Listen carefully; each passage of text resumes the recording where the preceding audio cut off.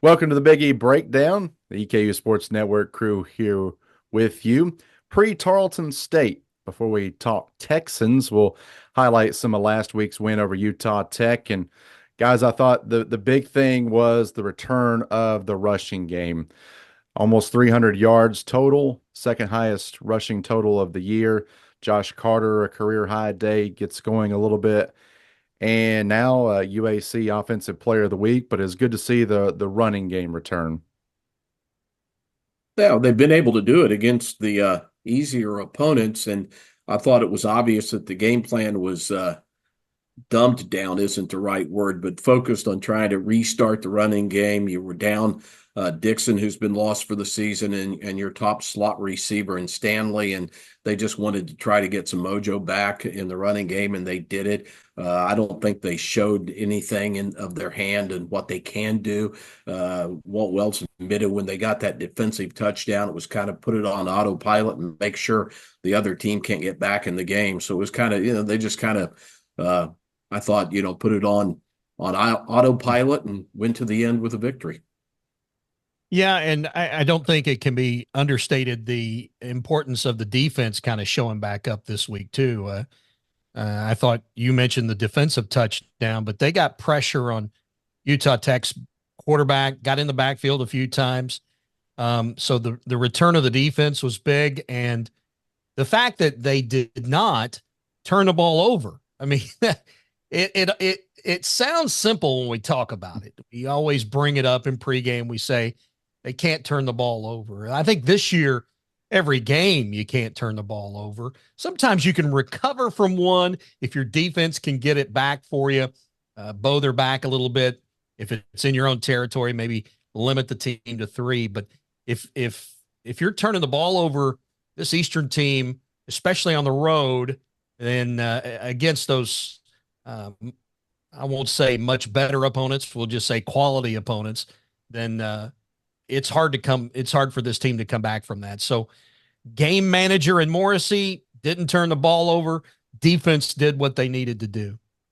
Yeah, and I think what they're doing, Andy Richmond, the offensive coordinator, and the direction from Walt Wells is to turn as much as they can their play calling into a game management situation to try to help Matt Morrissey to not make those mistakes. He had been pretty good, only 2 interceptions all year, had that streak of over 100 passes without an interception, and then he had those 3 in the game last time we were in Texas. And so they are trying to help him because, like you've said, Jim, sometimes he doesn't go through his progression.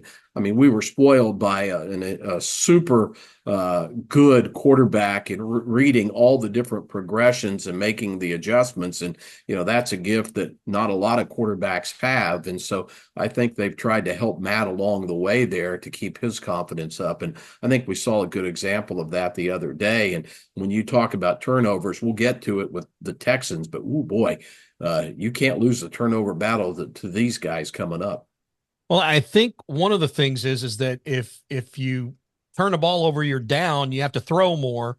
And Morrissey, no knock on Matt Morrissey, please don't take this as such. But Parker McKinney, there's no better example of the athleticism that Parker McKinney had to be able to get out of the pocket, extend plays, keep things going, keep his eyes downfield, go through those progressions that you talked about. But he just had this sixth sense of knowing when to get out of that pocket at the last second, extend plays, running if he had to. And I just don't think Morrissey has either developed it yet or it just hasn't clicked yet. There's a couple of times when we've said, yeah, you got to get out of that pocket a little bit quicker, or, you got to feel the pressure kind of collapsing around you, step up in the pocket, find way to extend plays. That's what McKinney was so good at. And you're right. We were spoiled for so long. And when you don't have it or have a lesser degree of it, then it becomes a lot more noticeable. The best defender in the entire football game was the United Athletic Conference Offensive Player of the Year. What a hit when Morrissey had thrown that ball that was tipped and it looked like it was going to be intercepted at the goal line in the red zone. And Michael Carter, that's his older brother, Josh Carter, put an unbelievable hit on the guy that was going to have an interception, and showed that he used to play linebacker, and that's what he was recruited for. And plus, he made two great blocks: the great block on the Morrissey run, and another block, I can't remember which play, but Carter just did everything in that game. It was the Herget touchdown. Yeah, that's right. Yeah. Funny. I was watching the Twitter feed after the game that night, and Cam's uncle, Greg Herget, he was tweeting out the video that he took off the television with his cell phone and showing over and over again that block that Carter gets on Scooter Jackson that springs Cam for the touchdown. Otherwise, Scooter may have had just a direct hit right in the chest of Herget, and Carter threw that great block and got him into the end zone. So, yeah, he did a little bit of everything. I'm surprised he wasn't selling popcorn before that thing was over. And Carter said that one other thing Carter said in the presser this week, that his mom and dad came to the game, and he said his dad, who played at South Carolina State, he said he was up in the stands taking notes. I mean, so Josh Carter's a true student of the game, and he always wants to improve. He's not going to rest on the laurel of being honored this week by the league. Can you imagine going home for Thanksgiving and having, notes meeting with your dad? That'd be a little tough. Well, it's a family full of football players, and I know that's a heavy notebook right there.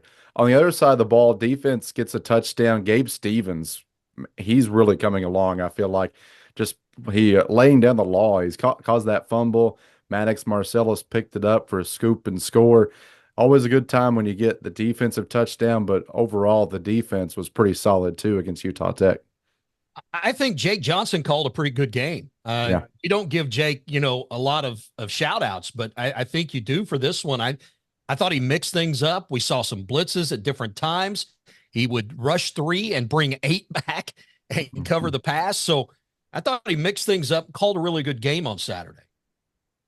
I agree. And it's going to be interesting because Walt had told me when we kind of went over things, he thinks the defense, knock on wood, is getting a little healthier. They've lost so many people this year, but other guys have stepped in, and hopefully the health of the defense will help a little bit.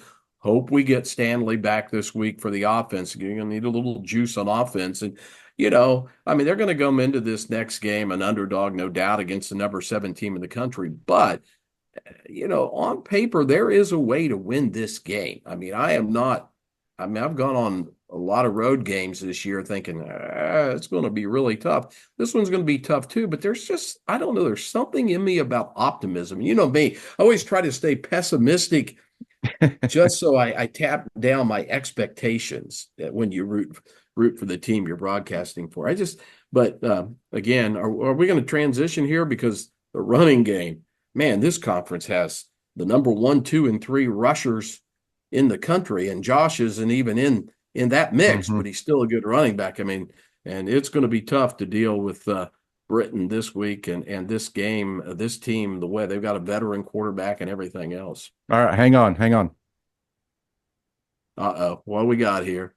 Oh, boy. I'm ready. Just got back from a country music. Let's go. Let's talk Tarleton now. Oh, boy. I'm not over this. I'm not sure where to go after that. Britain is tough. Spend a couple of days looking at tape of this team like I have. And it's a sense of despair that I've never known. It's where is the chink in the armor? Where do you attack on offense? You've got 4th in the nation running back, the quarterback 6th in the nation, and the passing yards per completion, and their wide receiver Cooper is 12th in the nation in receiving yards. So they have so many weapons on offense. They use their tight ends. A lot of times they bring them in to block, but they can go underneath, troll a little bit. They're athletic enough to get to the sideline.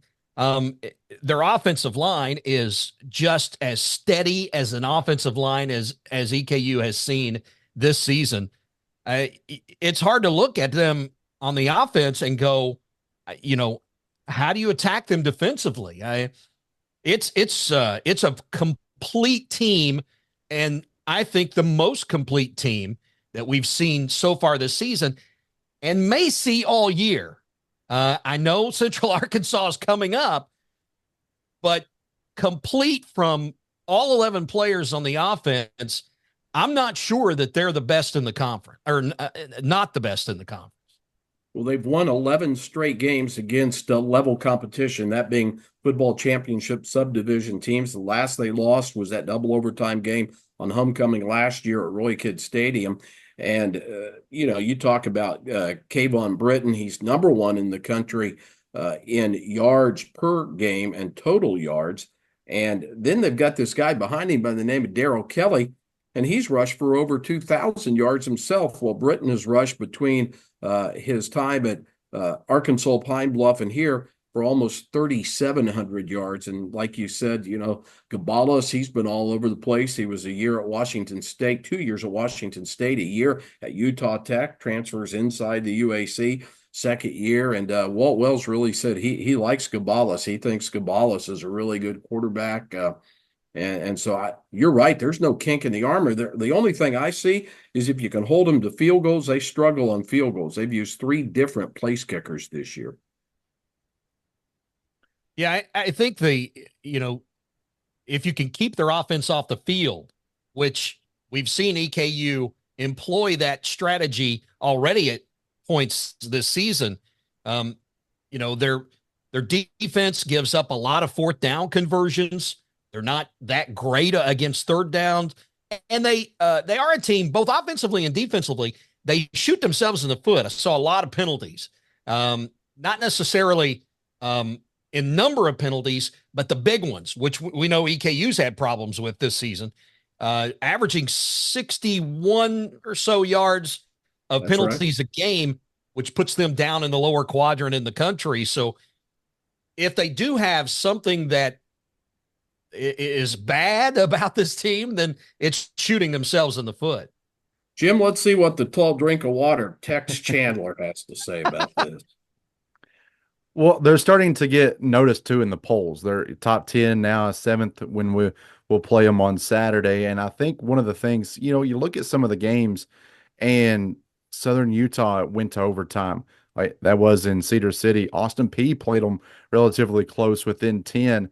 This is a big game for Tarleton because if you look ahead for Tarleton, their final 2 games, Abilene Christian, Central Arkansas. They want to have that cushion of a lead at the top of the UAC for those final 2 games if they were to slip up. So it's a team that'll always obviously come in very hungry. I think the running game is very critical to their success. I think that's going to have to be game plan 1 to stop the run for EKU. But if you look at it, I feel like the Colonels have the pieces to go in there and pull off the upset. I agree. They have an attendance of over 20,000. They're right in the middle. This is a football town, Stephenville, Texas. Colonels, by the way, will fly into Fort Worth and stay at Fort Worth and then make the hour-plus ride over. It's a 6:00 game, Eastern or Central Time, 7:00 Eastern Time, 7:00 Eastern Time, 6:00 Central Time. And if you looked at the forecast, we may be there a while, because there's lightning every hour, and that can delay things. So it can be a long day, and you don't want to make it even longer on the field if you can't stop their running game. And then the turnovers. I mean, they are plus 10 in turnover margin. They're 12th in fumbles recovered from the opposition, and they are number 6. They've had 11 interceptions, had an interception every game. So game management's going to be important Saturday. Point well taken that Wes had a moment ago. They really haven't blown anybody out except for Utah Tech. Everybody else at least had a fighting shot. They pulled away from a Houston Christian team that's not the greatest, pulled away from them late in the game. North Alabama, I think that one was close late, and they finally pulled away in that one. Everything else is kind of, what you'd expect for a real hard football game to look like. So point well taken. If you can hang around with this team, if you can keep their offense off the field, do some clock management, run the football against them.